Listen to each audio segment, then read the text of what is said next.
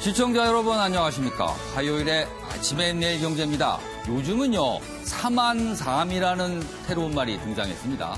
사흘은 춥고 나흘은 미세먼지라는 겁니다. 춥거나 아니면 탁하거나인데 그나마 어떤 게 나은 걸까요? 먼저 각 신문의 일면 기사부터 전해드리겠습니다. 먼저 매일경제신문입니다. 이쪽에 기사가 있군요.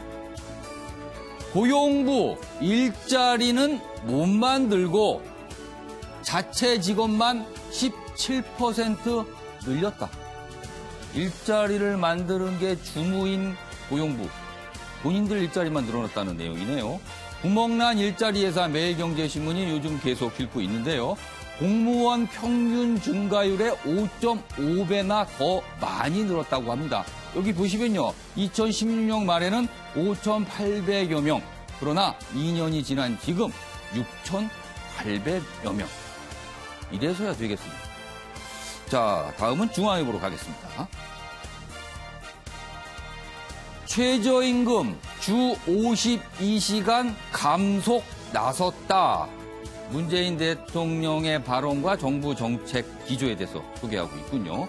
문 대통령 첫 확대 경제장관 회의를 어제 열었습니다. 국민의 공감 속에서 추진이 중요하다. 필요한 경우에는 보완 조치를 강구해야 한다. 이렇게 얘기해서 최저임금 주 52시간 정책 감속에 나섰다. 이런 해석이 나오고 있습니다. 이번엔 한겨레 신문으로 가겠습니다. 이쪽에 기사가 있습니다. 또 다른 숙명여고 25곳 더 있었다. 교육부가요, 초중고 최근 4년간 감사 결과를 공개했습니다. 들여다보니까요, 12곳은 시험지가 유출됐고요, 14곳은 학생부 조작이 있었습니다. 이러면 안 되는 건데 큰일입니다. 자, 마지막으로 동아일보 보겠습니다. 김태우 전 청와대 특감 반원입니다. 계속 폭로를 하고 있는데요. 특감 반장이 민간 기업인 감찰을 지시했다. 민간 기업인들. 이에 대해 청와대 해명이 있습니다. 공항철도를 공기업으로 착각한 것이다. 여기서 말한 민간 기업, 공항철도인데요. 공기업인 줄 알았다. 그래서 지시가 이루어졌다. 충분한 설명이 될까 모르겠습니다. 자, 지금까지 일면 기사 짚어봤고요. 오늘도 네 분의 패널께서 자리하셨습니다. 한 분씩 소개해드리겠습니다. 먼저 최경철 매일신문 편집위원 나오셨고요. 배재정 전 국회의원, 이경환 변호사, 양지열 변호사 자리하셨습니다. 안녕하세요. 네, 안녕하십니까.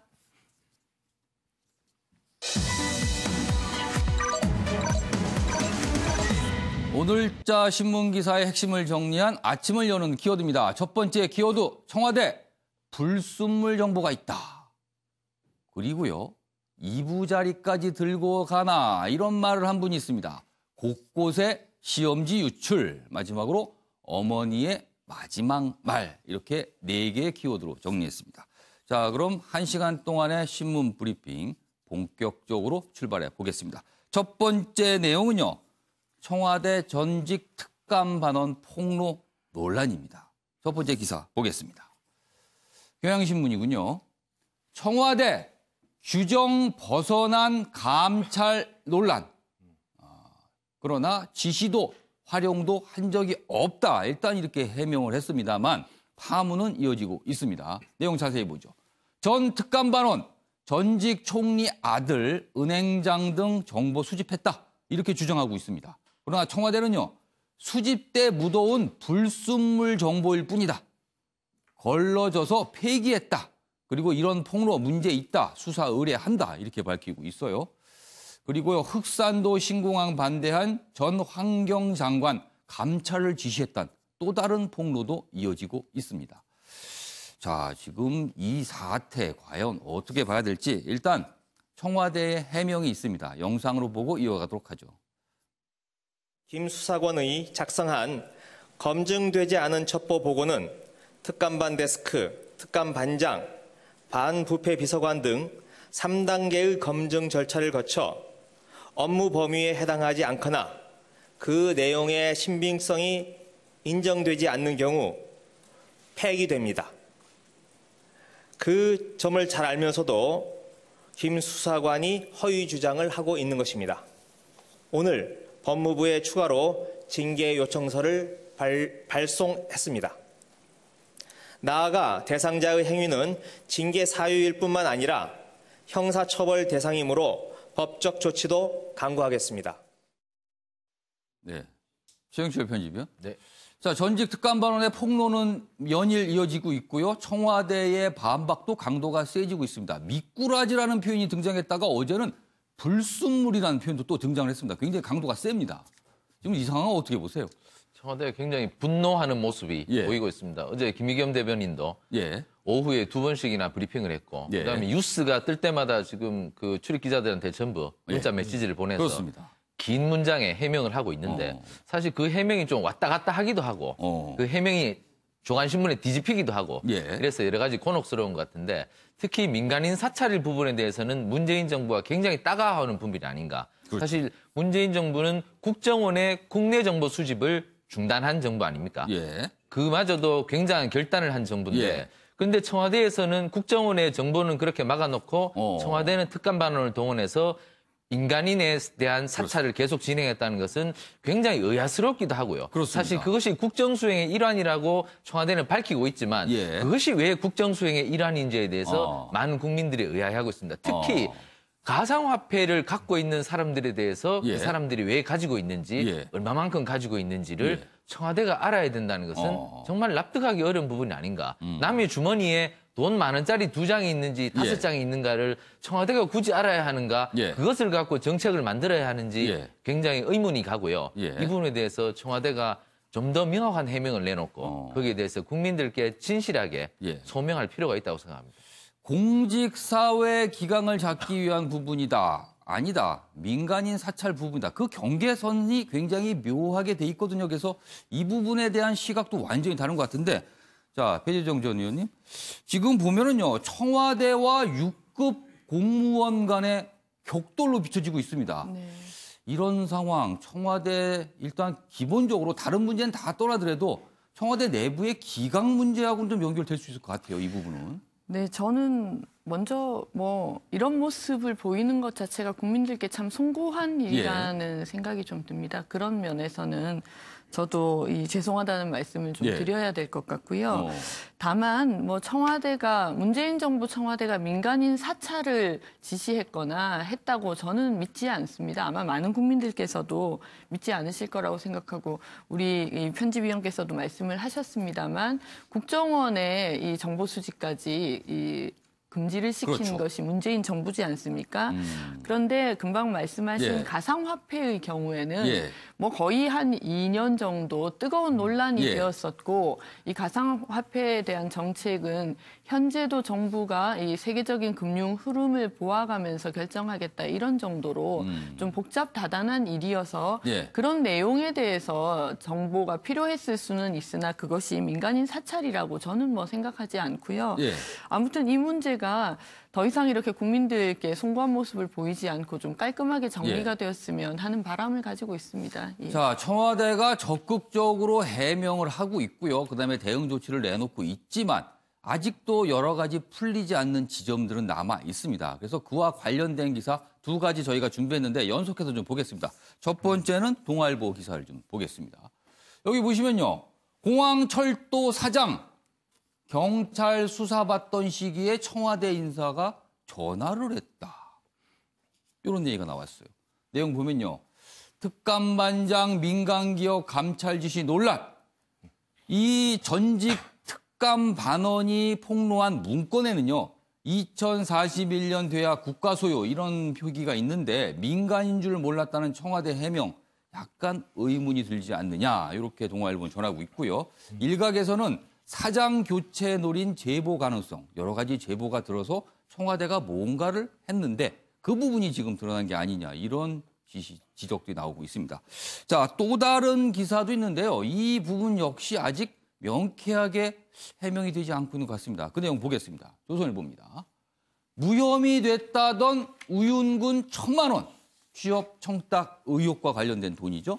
수사는 없었다. 이렇게 돼 있습니다.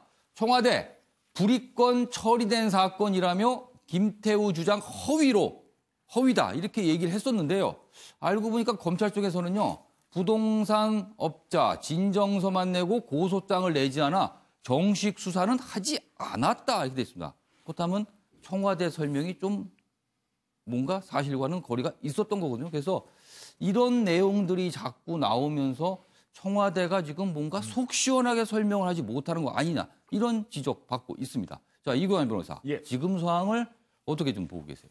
예, 지금 어느 쪽이 불법인지가 지금 불명확한데요. 일단 사실관계 확정이 중요합니다. 청와대의 민간인 사찰이 불법인지, 혹은 김태우 전 검찰 수사관의 폭로가 불법인지 이 두 개가 쟁점이지 않습니까? 서로 상관관계가 있는 것인데요. 청와대의 민간인 사찰 불법 여부는 일단 민간인 대통령의 일반적인 업무 행정상 민간인에 대한 조사는 가능하다 저는 봅니다. 그렇지만 그 정도와 의도가 다르다고 생각하거든요. 그 정도와 의도가 만약에 민간인의 개인 영역에 대해서 침범을 한다고 하게 되면 그건 민간인 동향 파악이 아닙니다. 그 민간인 사찰로 넘어가게 될 가능성이 높아지는 거고요. 그렇다면 청와대가 불법일 가능성이 있다. 민간인을 대상이라고 해서 무조건 불법은 아니지만 민간인을 대상으로 했을 경우에는 분명히 그 정도와 고의성, 의도가 중요하다. 그걸 넘어서서 의도가 민간인 영역에 대해서 침범하려고 하는 의도로 그 정도가 넘어선다면 그때는 사찰로 갈 가능성이 높다. 이렇게 보게 되는 것이고요. 그 김태우 수사관 의 불법 성명부에 대해서는 가장 중요한 부분은 허위냐 아니냐 가장 중요합니다. 김태우 수사관이 고의로 알고 있으면서 허위인 줄 알고 있으면서 폭로를 했다. 이럴 경우에는 불법성을 벗어나기 힘듭니다. 그런데 만약 예를 들어서 사실을 있는 그대로 발표했을 때 그때는 공무상 기밀 누설 사실이다 하더라도 공무상 기밀 누설에 해당될 수 있거든요. 그때는 자기가 이걸 밝히된 이유 자체를 따져봐야 되는데 어떤 그렇게 인식하는 그렇게 이야기하는 데 어떤 참작할 만한 사유가 있어서 오로지 공공의 이익만 위해서 했을 경우에는 합법으로 갈 가능성도 있게 되는 것이죠. 그래서 이 두 가지 관점에서 과연 어느 쪽이 즉 어느 것이 사실로 밝혀지느냐 혹은 어느 쪽에서 불법 사찰이냐 이런 부분에 대해서 그 결과가 달라질 거라고 보여집니다. 이게 처음에는 청와대 감찰반원의 뭐 전반적인 청와대 내부의 폭로 이렇게 나왔었는데 지금 보니까 민간인 사찰 부분으로 지금 내용이 좀 올라가고 있는 듯한 모습입니다. 양지열 변호사. 아까 공항철도 얘기를 잠깐 저희가 소개를 해드렸는데 공기업인 줄 모르고 지시를 했다. 이 부분에 대한 청와대 설명. 글쎄요. 이걸 어떻게 좀 이해해야 될까요? 일단 철도공사의 자회사죠. 그러니까 공사의 실제로 자회사인 겁니다. 그러니까 공기업의 자회사인 거죠. 그런 부분에 오해의 소진이 있었고 실제로 아까 적시하신 부분에 그 문제의 소지가 왜 오해를 했었는지가 사실 이 김 수사관이 작성했다는 문건에도 들어있어요. 무슨 얘기냐면 말씀하신 것처럼 2041년에 국가에 소유할 발언인데 그전에는 국가 감독이 미치지 않는 것이다라는 얘기가 이 김태우 수사관의 보고서에 들어가 있는 겁니다. 그러니까 처음에 조사를 했을 때는 그 사실을 모르고 있었던 거잖아요. 그걸 적시하면서 지금으로서는 적절한 조치를 취하기가 어렵다는 내용까지 들어가 있거든요. 그러니까 이게 비리 의혹이 많이 들어오는데 현재는 민간 영역이니까 정부가 어떻게 할 수 있는 부분이 없구나를 보고서 받아보고 알았다는 거 아니겠습니까? 그러니까 그런 부분도 있지만 한편으로는 청와대에서 이렇게 논란이 있는데 말씀하신 것처럼 지금 6급 수사관이 무슨 콧대처럼 청와대를 끌고 가는 모습처럼 보이잖아요. 그러니까 청와대가 왠지 매일 뭔가 끌려가는 느낌이 분명히 뭔가 선제적으로 지금 이 사람의 태도는 분명히 이런 겁니다. 분명히 자신의 개인 비위가 명백해 보이는 걸로 이 문제가 설어졌어요. 본인은 이게 인사 보복이라고 주장을 하지만 15개월 전에 정권 내부의 인사에 대해서 불리한 문서를 올렸다고 해서 15개월 뒤에 인사 보복을 하는 그런 보복 조치가 어디 있습니까? 그러니까 자신의 개인 비리의 문제를 어떻게 보면은 물타기 하는 것을 보일 수 있는 측면이 있는데 그렇다고 한다면 이 사람이 그동안 해왔던 일들을 좀 청와대에서 복귀를 해봐서 먼저 선제적으로 문제가 있는 부분을 국민에게 딱 해명을 해야 되는데 왜 이 사람에게 이렇게 끌려가는 모습을 보이는지 그게 좀 안타깝습니다, 사실은. 최영철 편집은 이제 몇 분께 좀 질문 더 드릴게요. 최영철 편집. 사실은 이번 사안을 보면요. 그동안의 청와대 특감반의 정보 수집 관행이 그대로 이어진 게 아닌가 이런 생각을 줄 수가 없습니다. 그러니까 민간인 관련된 내용 부분도 수집을 하고 공직 관련된 내용도 수집하고 이런 관행이 근절이 안 되고 지금까지 쭉 이어져 와서 이런 사태가 불거진 게 아닐까 이런 생각도 듭니다. 좀. 기본적으로 권력은 정보에 대한 욕구를 가지죠. 정보가 없이는 국정을 수행하기가 어려운 지경이고 여러 가지 부족한 점이 생기기 때문에 권력은 무조건 정보에 대한 욕구가 생기게 돼 있습니다. 그러니까 사실 뭐 우리나라 군도 정보부대를 따로 운영하지 않습니까? 그러니까 어떤 기관이든지 정보가 없다면 자신이 행동할 수 있는 어떤 결정력이 떨어지게 되죠. 그러니까 무조건 권력은 정보에 대한 욕구가 커지게 되는데 지금 문재인 정부는 예전과는 다른 모습을 보이겠다고 국민들에게 그렇죠. 그 결심을 드러내 보였고. 그러니까 정부 출범 초부터 그런 걸 천명을 계속했습니다. 그렇죠. 그렇게 했다면 국정원의 그 국내 정보 파트를 그대로 남겨놨었어요. 그리고 정상적으로 예. 그 정보를 받고 해야지 왜 청와대에서 남들이 잘 모르는 예. 그런 정보를 수집하게 하고 예. 국민이 모르게 이런 일들을 했는지에 대해서 예. 국민은 묻고 있다는 거죠. 예. 그러니까 기본적으로 청와대가 이런 일이 발생하는 것은 근본적으로 청와대 권력, 청와대 정부라는 중앙집중적인 그러니까 제왕적 청와대가 계속되고 있기 때문에 이러한 유혹에 자꾸 빠지는 겁니다. 거의 모든 정보 역시 청와대로 모인다. 그렇죠. 그러니까 청와대가 제왕적 대통령, 제왕적 청와대에 대한 유혹을 버리지 못하고 예. 그 부분에 대해서 짐을 내려놓지 않으면 예. 이것은 다음 정부, 그 다음 정부도 계속될 겁니다. 그러니까 지금 국회에서도 권력구조 개편에 대한 원포인트 개혁 얘기도 나오고 있습니다만 이 부분에 대한 수술이 시급하고 급선무이고 이러한 부분에 대한 수술이 없이는 다음 정부도 무조건 권력에 대한 그 또한 정보에 대한 욕구가 커질 수밖에 없다는 거죠. 이규환 변호사, 짧게 시간 드리겠습니다. 예. 뭐 반론하실 게 있으신가 본데? 예. 그 불순물이라고 표현하는데요. 청와대가 왜 불순물에 표현했을까? 그거를 생각을 해봤습니다. 불순물이란 말은 순수하지 않은 물건 뭐 이런 뜻 같은데요. 순수하지 않다는 뜻은 자신들의 지시가 없음에도 불구하고 조사 결과가 올라왔다. 이런 의미로 해석이 되거든요. 그렇지 않겠습니까? 자기들은 지시를 하지 않았는데도 불구하고 자기들이 의도치 않은 것들이 들어왔다. 이런 식으로 해석이 되는데 과연 지시하지 않았는가? 명시적 지시만 지시인가? 지금 사실관계 밝혀져야 될 부분은 이 수사관은 명시적인 지시가 이인걸 특별감찰반장한테 있었다는 이야기고요. 그런데 명시적인 지시가 없었다 하더라도 그동안의 간행을 그대로 봐왔다면 그것을 수집해가지고 그 어떤 참고 자료 봐왔다면 그건 묵시적 지시라도 볼 수가 있는 것이고 그렇다면 그건 불순물 왜 청와대가 명확하게 지시가 없었다고 말을 못하는가? 왜 경우 불순물이라고 표현하는가? 이렇다고 본다면 명시적인 부분도 있었겠지만 적어도 묵시적 지시는 있었지 않았느냐? 즉 관행적으로 봐왔던 건 있었지 않았느냐? 이렇게밖에 볼 수가 없게 되는 것이죠. 저기 청와대 상반일이 있었어요. 뭐냐면 김태우 수사관이 이제 지난 정부에서부터 일을 해왔었습니까? 그래서 관행이었는지 잘못이었는지 모르는데 그런 식으로 보고가 올라와서 앞으로 그런 식으로 하지 말라는 지시를 했다는 얘기는 있었습니다. 김의겸 대변인 얘기입니다. 아무튼 이 논란 매일 자고 일어나면 조금씩 뭔가 새롭게 나오고 청와대는 매일 수차례 해명을 반복되고 있습니다. 이게 어디까지 갈까요?